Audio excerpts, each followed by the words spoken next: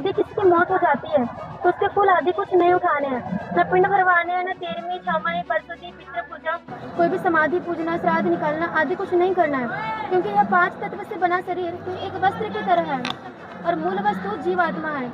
वह कर्म आधार पर नए शरीर में जा चुकी होती है और हम अज्ञानियों के द्वारा भ्रमित होकर पीछे क्रियाएं करते रहते हैं, जो कि व्यर्थ है। इसलिए गरीबदास जी महाराज जी कहते हैं कि देह पड़ी तो क्या हुआ, झूठी सभी पटीट और पक्षी उड़ा आकाश को चलता कर गया बीट। अरे बहन, आप बोल रहे हो पितृ पूजा ये 6 मासी बरसौदी नहीं करनी है, ये तो सदियों से चल रहा है, हम कैसे मान जाएं? देखो बहन, यहाँ पर जो भी गुरुजी हमारे मर्यादा बता रहे हैं, नियम बता रहे हैं, इसका हमारे शास्त्र में प्रमाण दिया गया है। तो आप जी को दिखा देते हैं कि हमें श्राद्ध क्यों नहीं करना। देखिए, एक मिनट रुकिएगा। ये देखिए, ये स्कंद पुराण है जो कि गीता प्रेस गोरखपुर से प्रकाशित है। ठीक है, अब इसका आप देखिए, आपको प्रमाण दिखाते हैं। ये देखो बहन, यहाँ पर सब महादेव जी कह रहे हैं, ये सब महादेव जी क्या कह रहे हैं आप देखिए। अब यहाँ पे से पढ़िए, संक्रांति के दिन दूसरे का अन्न ग्रहण करने पर महीने भर से अधिक समय का पुण्य चला जाता है और आद्य श्राद्ध मतलब कि एकादश श्राद्ध में परान्न भोजन करने पर 3 वर्ष का पुण्य चला जाता है। मतलब कि अगर हम एकादश श्राद्ध में परान्न मतलब कि दूसरे के घर का भोजन करते हैं तो एक बार में हमारा 3 वर्ष का पुण्य चला जा रहा है और मासिक श्राद्ध में भोजन करने पर 8 वर्ष का और 6वां श्राद्ध में भोजन करने से आधे वर्ष का पुण्य नष्ट होता है।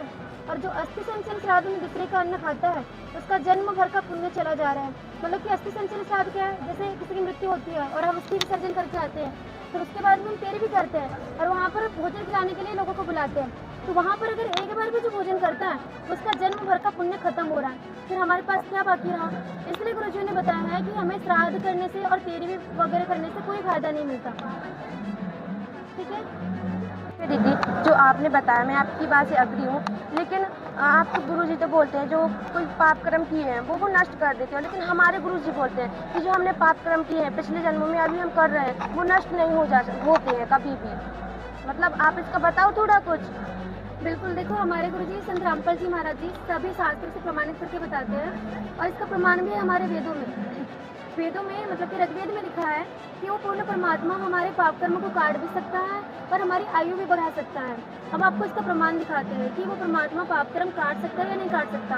ये देखिए, ये देखो बहन, ये ऋग्वेद है, ऋग्वेद मंडल नंबर 9-10।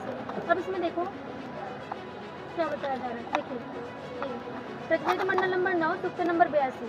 और ये देखिए आप यहाँ पे मंत्र नंबर हम 1 देखिए, जो सर्वोत्पादक प्रभु, सर्वोत्पादक का मतलब होता है सबको उत्पन्न करने वाला प्रभु, प्रकाश स्वरूप सद्गुणों की वृद्धि करने वाला, पापों के हरण करने वाला है। मतलब कि यहाँ पर क्लियर लिखा है कि वो पापों का नाश करने वाला परमात्मा पापों के हरण करने वाला है। और बहुत सारे लोग ये भी कहते हैं कि परमात्मा निराकार है, वो तो दिखाई नहीं देते, लेकिन आप यहाँ देखिए, वह राजा के समान दर्शनीय है। अब कोई राजा के समान दिखता है तभी तो दर्शनीय है, तो फिर परमात्मा तो साकार हुए ना, निराकार नहीं हो सकते। और ये देखो, और वह पृथ्वी आदि लोक लोकांतरों के चारों ओर शब्दायमान हो रहा है। वह वर्णीय पुरुष को जो दृढ़ भक्त है उसको पवित्र करता हुआ प्राप्त होता है। अब इससे ये भी क्लियर हो रहा है कि जो दृढ़ भक्त होते हैं परमात्मा के, उनको परमात्मा आकर मिलते भी है, उनको प्राप्त होते हैं। और जिस प्रकार विद्युत स्नेह वाले स्थानों को आधार बनाकर प्राप्त होता है, इसी प्रकार उक्त गुण वाले परमात्मा ने इस ब्रह्मांड को उत्पन्न किया। अब इससे क्लियर होता है कि वो परमात्मा हमारे पाप को भी काट सकते हैं, वो पापों के हरण करने वाले हैं।